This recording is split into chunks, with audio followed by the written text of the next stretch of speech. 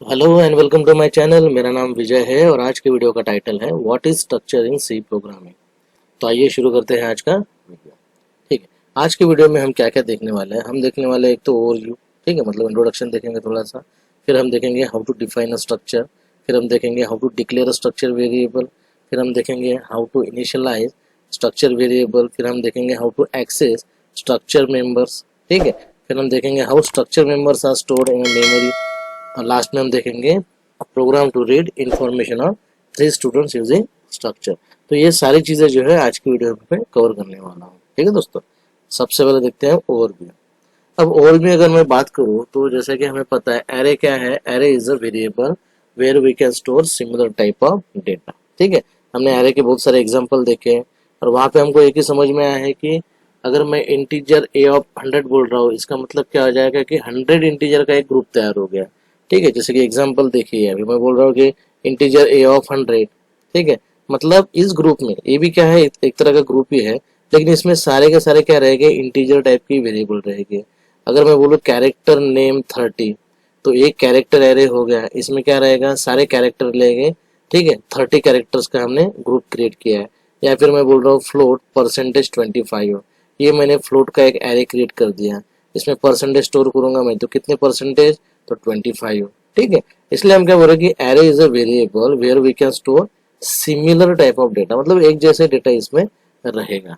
ठीक है, वही इसके अपोजिट काम करता है स्ट्रक्चर। मतलब स्ट्रक्चर क्या होता है, structure is a variable where we can store dissimilar type of data.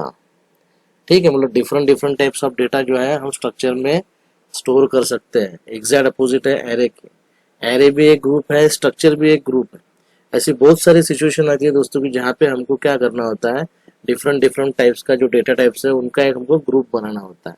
तो उस समय जो है हम स्ट्रक्चर का यूज कर सकते हैं। ठीक है, जैसे कि अगर मैं बात करूँ, suppose we want to keep information of 100 students. ठीक है, अब मुझे क्या करना है, 100 स्टूडेंट का डेटा स्टोर करना है या फिर रीड करना है या फिर डिस्प्ले करना है। तो सबसे पहले मुझे क्या करना होगा, अब स्टूडेंट की कौन से इन्फॉर्मेशन हो सकती है। ठीक है, जैसे कि उसका नेम, उसका रोल नंबर, उसकी सिटी, उसके डेट ऑफ बर्थ, उसका टेलीफोन नंबर, उसके फादर का ऑक्यूपेशन। ठीक है, ये बहुत सारी इन्फॉर्मेशन है स्टूडेंट की। अब एक स्टूडेंट के लिए तो हमें कोई स्ट्रक्चर डिफाइन करने की जरूरत नहीं है, लेकिन यहाँ पर मैं बात कर रहा हूँ 100 स्टूडेंट्स की। अब 100 स्टूडेंट की अगर फिलहाल हम सिर्फ दो ही चीजें अगर याद करना चाहें, दो ही चीजें अगर हम स्टोर करना चाहें, तो एक स्टूडेंट के लिए एक स्टूडेंट का नेम, उसका रोल नंबर, सेकंड स्टूडेंट का नेम, उसका रोल नंबर, थर्ड स्टूडेंट का नेम, उसका रोल नंबर, ऐसे करते करते अगर मुझे 100 स्टूडेंट का डेटा अगर स्टोर करना है, तो ऐसे टाइप की मतलब जो है ऐसे समय पे मैं स्ट्रक्चर का यूज कर सकता हूँ। अब यहाँ पे आपको आप समझ सकते हो कि देखिए यहाँ पे नेम बोल रहा हूँ मैं, अब नेम तो कैरेक्टर होगा और रोल नंबर सपोज ये होगा आपका इंटीजर। मतलब ये अलग अलग टाइप के डेटा है, लेकिन दोनों किससे रिलेट कर रहे हैं, एक स्टूडेंट के साथ में। ठीक है, तो ये जो हो जाएगा ये हमारे लिए ग्रुप हो गया है जहां पर हम क्या कर रहे हैं, different type of data we are storing.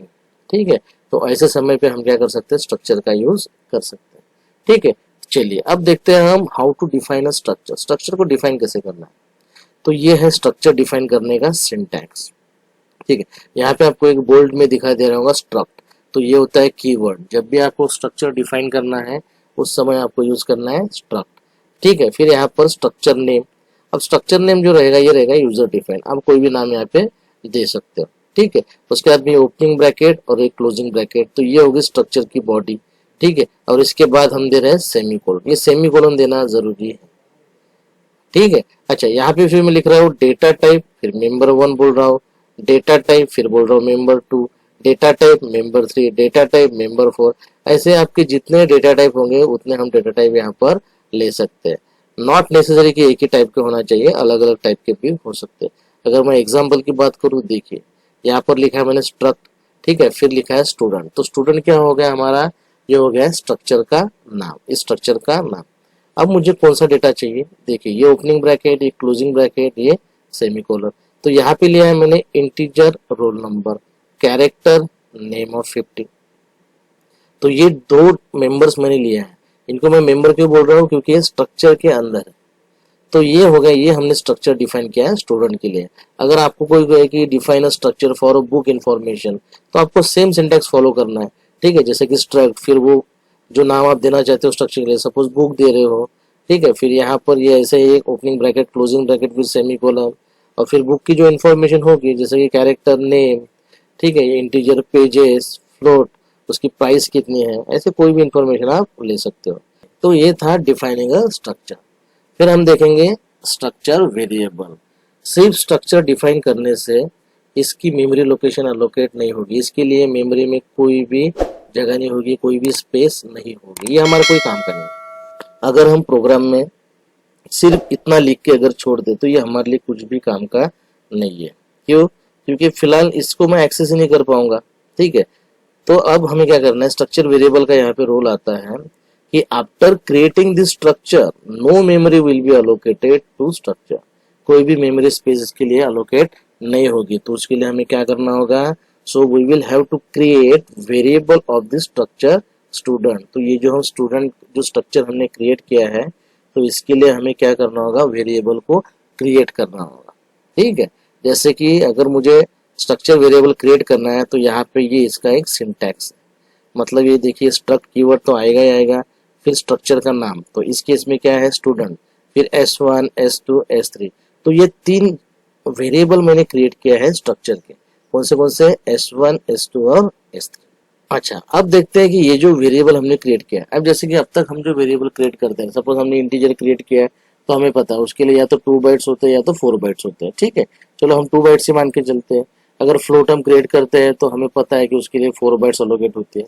अब इस स्ट्रक्चर के केस में ये जो हमने 3 वेरिएबल क्रिएट किए हैं, अब जाके मेमोरी में उस स्ट्रक्चर के लिए क्या हो गया, स्पेस अलोकेट होगी। तो कितने बाइट्स उसको अलोकेट हो जाएंगे, तो मैं बोल रहा हूँ यहाँ पे कि S1 के लिए 52। ठीक है, सेम S2 और S3 के लिए भी 52 ही रहेंगे, क्योंकि एक ही स्ट्रक्चर के ये तीनों वेरिएबल है। अब ये हमने कैसे कैलकुलेट किया है कि ये 52 बाइट्स है। तो ये जो डेफिनेशन हमने लिखा है, तो देखिए यहाँ पे हमने क्या किया है, इंटीजर, रोल नंबर। तो इंटीजर एक ही वेरिएबल है यहाँ पर, इसका मतलब इसको 2 बाइट्स लगेंगे, और कैरेक्टर नेम 50। अब एक कैरेक्टर को 1 बाइट लगता है, दैट मीन्स 50 कैरेक्टर को 50 बाइट्स। तो 50 + 2 ये हो जाएगा आपका 52 बाइट्स। ठीक है, क्योंकि ये जो S1, S2 और S3 हम जो क्रिएट कर दिए इसी स्ट्रक्चर के हैं। मतलब इस S1 के लिए अभी अलग से मेमोरी लोकेशन क्रिएट हो गई, S2 के लिए अलग से होगी, S3 के लिए अलग से होगी, और हर एक के लिए कितना बाइट्स अलोकेट हुआ है, 52 बाइट्स। इसका मेमोरी ऑर्गेनाइजेशन हम लास्ट में देखेंगे। अब ये जो वेरिएबल हम क्रिएट कर रहे हैं, इसको 2 तरीके से हम डिक्लेयर कर सकते हैं। ठीक है, तो पहला तरीका तो यही है जो अभी हमने देखा कि पूरा स्ट्रक्चर जो है डिफाइन कर लो, बाद में स्ट्रक्चर का नाम, फिर स्ट्रक्चर वेरिएबल, एक तरीका हो गया। और दूसरा तरीका ये है कि हम क्या कर सकते हैं, स्ट्रक्ट स्टूडेंट।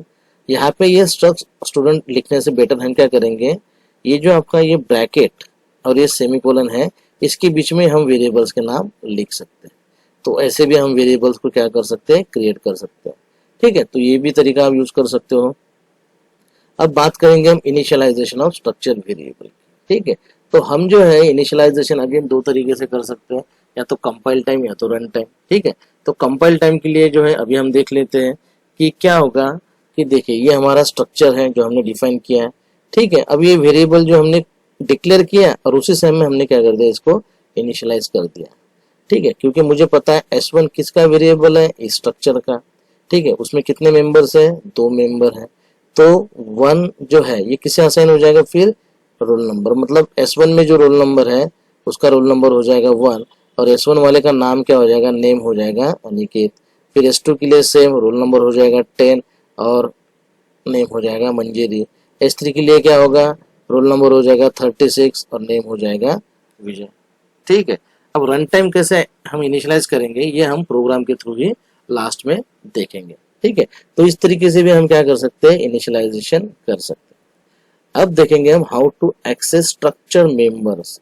अब ये जो मेंबर है, ठीक है, जैसे कि रोल नंबर, ये नेम, इसको हम एज इट इज प्रिंटअप में लिख नहीं सकते, या फिर इनको अगर रीड करना है या फिर हमें इसे डिस्प्ले करना है तो सिंपली रोल नंबर लिख के या फिर नेम लिख के नहीं होगा पॉसिबल, क्योंकि दीज आर दी मेंबर्स। इन स्ट्रक्चर को एक्सेस करने का एक अलग तरीका है। ठीक है, मतलब ये अभी हमारे लिए इंडिविजुअल नहीं है। यहाँ पे स्ट्रक्चर में आप इनको रोल नंबर या नेम के नाम से नहीं करोगे, इनको आपको एसोसिएट करना होगा, एक्सेस करना होगा इन स्ट्रक्चर वेरिएबल के साथ में। मतलब क्या होगा, in structure we have to use dot operator to access any member. मतलब फिलहाल हमारे पास दो मेंबर है, इन दोनों में से किसी को भी अगर हमें एक्सेस करना है तो हमें डॉट ऑपरेटर का यूज करना होगा, और उसके साथ हमें यूज करना होगा वेरिएबल को। मतलब जो स्ट्रक्चर वेरिएबल है डॉट मेंबर नेम। ठीक है, जैसे कि इस केस में क्या होगा फिर, if we want to access roll number of S1 student. अब S1 के साथ में सपोज जो रोल नंबर होगा वो मुझे एक्सेस करना है, तो कैसे करूंगा मैं, तो उसके लिए मुझे लिखना होगा S1 डॉट रोल नंबर। ठीक है, similarly if we want to access name of S3 student then we will use S3 dot name. अब अगर मुझे नेम यूज करना है तो मैं क्या करूंगा, S3 डॉट नेम।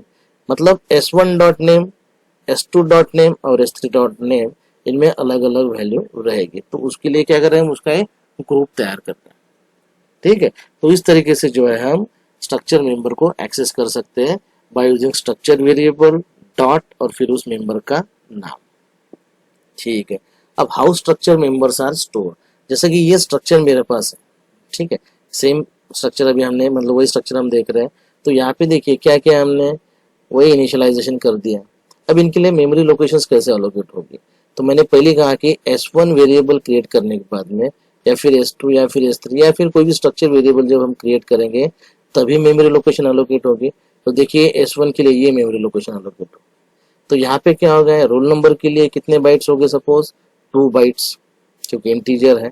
ठीक है, और नेम के लिए कितने बाइट्स अलोकेट हो गए, 1002 टू 1052, क्योंकि हम 50 नंबर्स का 50 कैरेक्टर्स का एरे क्रिएट कर रहे हैं।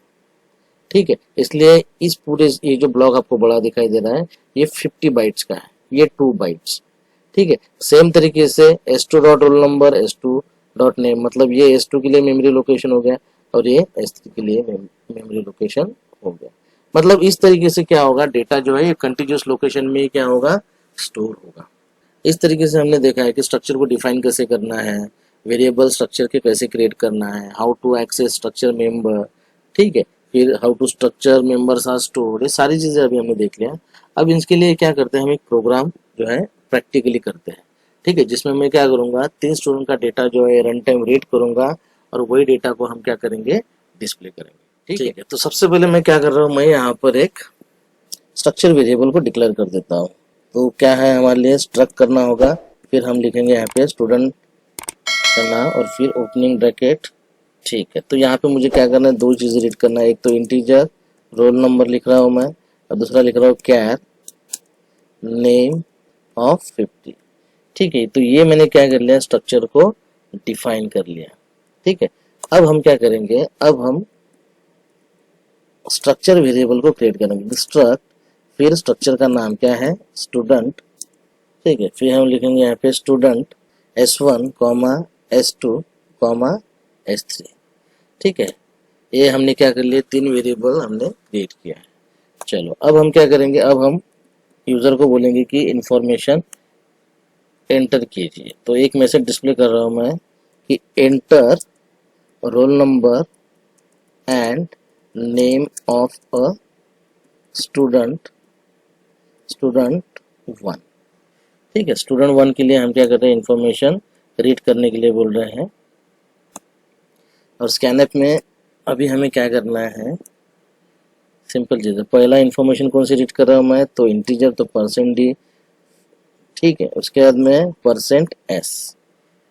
अब क्या करना होगा हमें, अब इंटीजर के लिए डायरेक्टली यहाँ पे रोल नंबर नहीं लिख सकता मैं, स्ट्रक्चर वेरिएबल डॉट उस मेंबर का नाम, जैसे कि यहाँ पे लिखूंगा मैं ampersand S1 dot roll number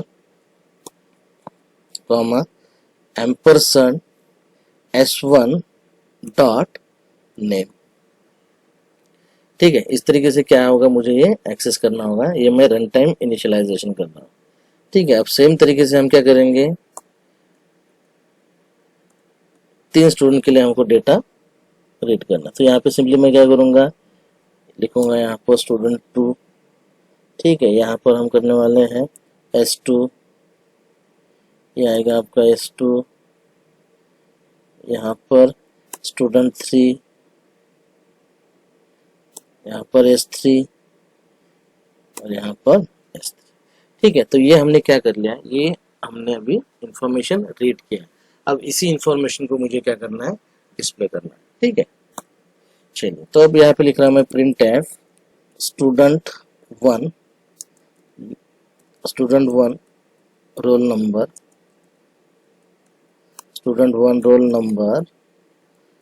is equal, और यहाँ पर लिखेंगे हम परसेंट डी, और यहाँ आ जाएगा हमारा S1 डॉट रोल नंबर। ठीक है, और यहाँ पर मैं स्लैश n दे देता हूँ। ठीक है, फिर यहाँ पर अगेन लिखता हूँ print F student one name is equal two percent S again slash n, और यहाँ पर हम क्या करेंगे S1 डॉट नेम। ठीक है, अब यही चीज़ें हमें बार बार रिपीट करना है। ये चीज़ें मैं फॉर लूप में भी कर सकता था दोस्तों, लेकिन उसके लिए मैं अलग से वीडियो बनाने वाला हूँ जहाँ पे मैं एरे ऑफ स्ट्रक्चर की बात करने वाला हूँ। ठीक है, तो यहाँ पे हम क्या करेंगे स्टूडेंट टू कर देता हूँ यहाँ पर, फिर आएगा आपका S2, यहाँ आ जाएगा स्टूडेंट टू, यहाँ पे आ जाएगा S2, यहाँ पर स्टूडेंट थ्री। ठीक है, यहाँ पे आ गया S3, और यहाँ पर आ गया स्टूडेंट थ्री, और यहाँ पर मैं लिखूंगा S3। ठीक है, चलिए इसका एक बार आउटपुट देख लेते हैं हम। अब यहाँ पे हम बोल रहे हैं मुझे कि enter roll number and name of student one, तो सपोज मैं एंटर कर रहा हूँ 1। ठीक है, ये रोल नंबर है, और नाम लिख रहा हूँ मैं अनिकेत। ठीक है, फिर enter roll number and name of student 2। ठीक है, तो रोल नंबर हम एंटर करेंगे 10, और यहाँ पे करेंगे नाम है मंजीरी। ठीक है, फिर enter roll number and name of student 3, तो 36, और फिर हम यहाँ पे लिखेंगे विजय। अब जैसे मैं एंटर करता हूँ ये इन्फॉर्मेशन आ गई, देखिए कि student roll number 1, student 1 name Aniket. ठीक है, फिर 10 मंजीरी, 36 विजय। ठीक है, तो इस तरीके से हम जो है स्ट्रक्चर के लिए प्रोग्राम लिख सकते हैं। ठीक है, आई होप दोस्तों आपको वीडियो जो है समझ में आया होगा। ठीक है, तो मिलते हैं अगली वीडियो में। Thanks for watching.